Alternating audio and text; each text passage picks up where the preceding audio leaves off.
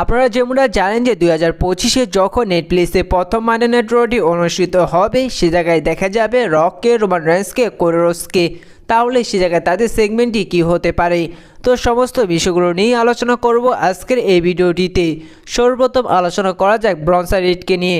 তো আপনারা এবার যেমনটা জানেন যে এবার সার্ভাইভার সিরিজ পেয়ারবুশি অরগেম ম্যাচটির মধ্যে ব্রনসন রিড ভয়ঙ্কর ইঞ্জুরির শিকার হয়েছেন, যার কারণে বর্তমানে জানা যাচ্ছে যে এবার 2025-এ রেসলমেনিয়া 41টি মিস করতে পারে ব্রনসন রিড।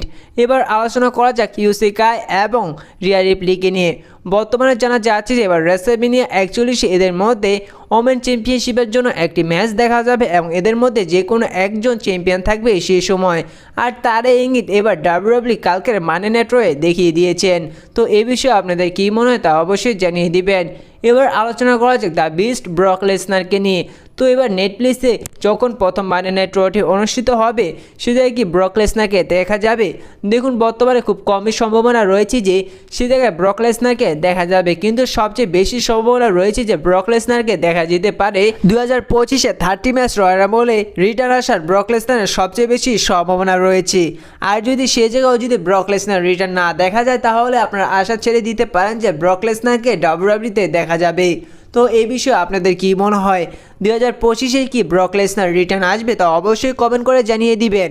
এবার আলোচনা করা যাক গোল্ডবার্গকে নিয়ে। তো নেটফ্লিক্সে যখন প্রথম মানডে নাইট রটি অনুষ্ঠিত হবে সেটা যদি ব্রক লেসনারকে না দেখা যায় তাহলে আপনারা আশা করতে পারেন যে সে জায়গায় অনেকটাই সম্ভাবনা রয়েছে সে জায়গায় গোল্ডবার্গকে দেখা যেতে পারে। সে জায়গায় গোল্ডবার্গ এসে তিনি কল আউট করতে পারেন গুন্থারকে। এক পর্যায়ে হয়তো গোল্ডবার্গ তিনি গুন্থারকে ওয়ার্ল্ড হেভিওয়েট চ্যাম্পিয়নশিপের জন্য চ্যালেঞ্জ করে দিতে পারেন এবং এদের ম্যাচটি কনফার্ম হতে পারে 2025-এ রয়্যাল রাম্বল পেপার ভিউতে। আর আপনারাও তো গোল্ডবার্গ এবং গুন্থারের ইস্যু লাইন তো জানেনই, এদের ব্যাট বলার পেয়ার ভিউতে গুন্থার কল আউট করেছিল গোল্ডবার্গকে, যার কারণে অনেকটাই সম্ভাবনা ছিল যে যদি এবার সার্ভাইভার সিরিজ পেয়ার ভিউতে সিএম পাং এবং গুন্থারের ম্যাচ না দেখা যায় তাহলে সিধা গোল্ডবার্গ এবং গুন্থারের ম্যাচ দেখা যেতে পারে, কিন্তু দেখা যায়নি, যার কারণে এবার রয়্যাল রাম্বল পেপার ভিউতে অনেকটাই সম্ভাবনা রয়েছে যে যদি নেটফ্লিক্সের মানডে নাইট রয়ে গোল্ডবার্গ আসে তাহলে গোল্ডবার্গ এসে গুন্থারকে চ্যালেঞ্জ করে দিতে পারে ওয়ার্ল্ড হেভিওয়েট চ্যাম্পিয়নশিপের জন্য। তো এই বিষয়ে আপনাদের কী মনে হয় তা অবশ্যই কমেন্ট করে জানিয়ে দিবেন। এবার আলোচনা করা যাক ওজি ব্লাড লাইনের মেম্বারগুলোকে নিয়ে। তো আপনারা বর্তমানে মানডে নাইট রয়ে যেমনটা দেখছেন যে জেওসোর সাথে এবং সেমিজিনের সাথে বর্তমানে ইস্যু দেখা যাচ্ছে ড্রু ম্যাকিন্টায়ারের সাথে।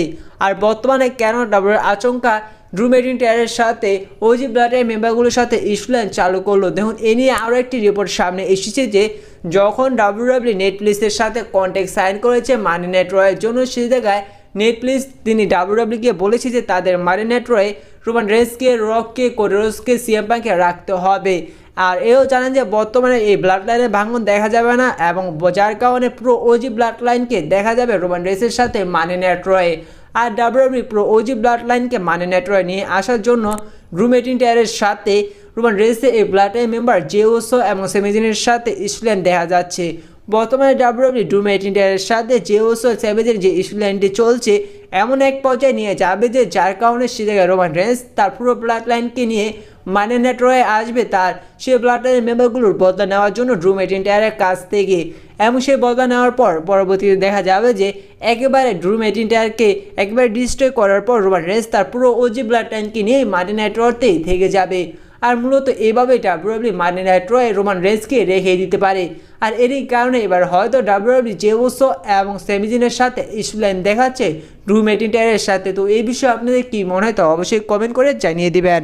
এবারে আলোচনা করা যাক রক, রোমান রেন্স, কোডি রোডসকে নিয়ে। তো আপনারা যেমনটা জানেন যে নেটফ্লিক্সে যখন প্রথম মানডে নাইট রটি অনুষ্ঠিত হবে এই 3 রেসলারকে দেখা যাবে। তো আমার যতটুকু মনে হয় যে যেহেতু নেটফ্লিক্সের প্রথম মানডে নাইট রো এই 3 জনকে দেখা যাবে আর এই 3 জনকে হয়তো একই রিংয়ে দেখা যেতে পারে। সে জায়গায় হতে পারে যে সে জায়গায় সর্বপ্রথম আসতে পারে কোডি রোডস এসে তিনি নেটফ্লিক্সকে নিয়ে অনেক ভালো ভালো কথা এবং নেটফ্লিক্সকে নিয়ে প্রশংসা করতে পারে এবং তিনি সে জায়গায় আরও প্রমোট করতে পারে। সে জায়গায় হয়তো এক পর্যায়ে কোডি রোডসকে ইন্টারফেয়ার করতে পারে হলিউড সুপারস্টার দ্য রক এসে কোডি রোডসের ফেস টু ফেস হতে পারে এবং কোডি রোডসকে অপমান করতে পারে। এক পর্যায়ে হয়তো কোডি রোডসকে আনডিসপিউটেড ইউনিভার্সাল চ্যাম্পিয়নশিপের জন্য একটি ওপেন চ্যালেঞ্জ করে দিতে পারে এবং সেই চ্যালেঞ্জটি কোডি রোডস অ্যাকসেপ্ট করে নিতে পারে। কারণ আপনারা যেমন জানেন যে রেসলমেনিয়া 40-এর পর যখন প্রথম মানডে নাইট রটি হয়েছিল সে জায়গায় রক এসে কোডি রোডসকে বলেছিল যে তিনি এখন ডাব্লিউডাব্লিউ থেকে চলে যাচ্ছে। তিনি যখন আবার আসবে তিনি এসে তার পিছনেই আসবে তার টাইটেলের জন্য। সেটাই কোডি রোডস বলেছিল যে রককে তিনি যখনই আসবে তার জন্য তখনই প্রস্তুত থাকবে, যার কারণে নেটফ্লিক্সে মানডে নাইট র এসে কোডি রোডসের ফেস টু ফেস হতে পারে এবং কোডি রোডসকে আনডিসপিউটেড ইউনিভার্সাল চ্যাম্পিয়নশিপের জন্য চ্যালেঞ্জ করে দিতে পারে এবং সেই চ্যালেঞ্জটি কোডি রোডস অ্যাকসেপ্ট করে নিতে পারে। পরবর্তীতে হয়তো এদের সিঙ্গেল ম্যাচটি রয়্যাল রাম্বল পেপার ভিউতে দেখা যেতে পারে। যখন এই দুই রেসলারের মধ্যে প্রোমো কার্ড চলতে থাকবে ঠিক সেই সময় দুই রেসলারকে ইন্টারফেয়ার করতে পারে আমাদের ওটিসি রোমান রেন্স। আমাদের ওটিসি রোমান রেন্স এসে রকের ফেস টু ফেস হতে পারে, কোডি রোডসেরও ফেস টু ফেস হতে পারে। সে জায়গায় রক কোডি রোডসকে বলতে পারে যে অর্থাৎ দুটো রেসলারকেই ওটিসি রোমান রেন্স বলতে পারে যে দেখো তোমরা একটি সিঙ্গেল ম্যাচে তোমরা রেসল করছো আনডিসপিউটেড চ্যাম্পিয়নশিপের জন্য এবার রয়্যাল রাম্বল পেপার ভিউতে, আর এইবার আমি 2025-এ 30 ম্যাচ রয়্যাল রাম্বলতে অংশগ্রহণ করতে যাচ্ছি।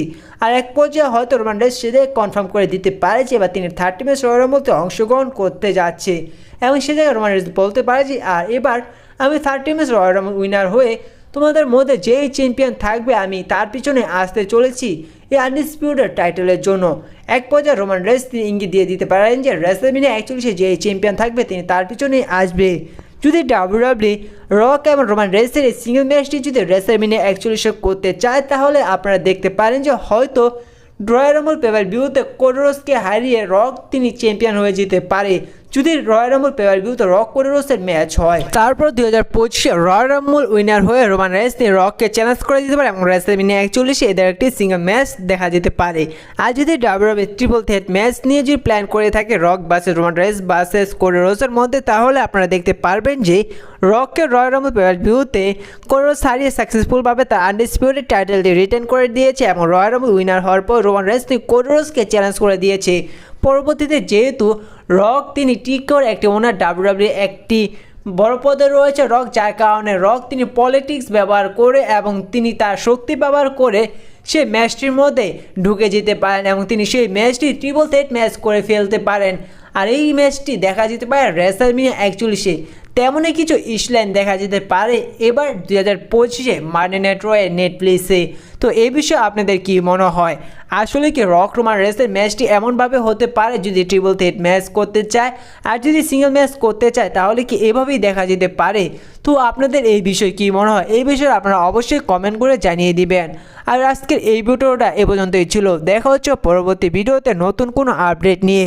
ভিডিওটি ভালো লেগে থাকে অবশ্যই ভিডিওটিতে একটি লাইক করে দিবেন, আর এই ছোটো রেসলিং চ্যানেলে নতুন হয়ে থাকলে চ্যানেলটি সাবস্ক্রাইব করে দিবেন। তো দেখা হচ্ছে পরবর্তী ভিডিওতে নতুন কোনো আপডেট নিয়ে। আর ভিডিওতে যদি কোনো ভুল হয়ে থাকলে তা অবশ্যই কমেন্ট করে জানিয়ে দিবেন। তো ততক্ষণ ভালো থাকুন, সুস্থ থাকুন, ধন্যবাদ।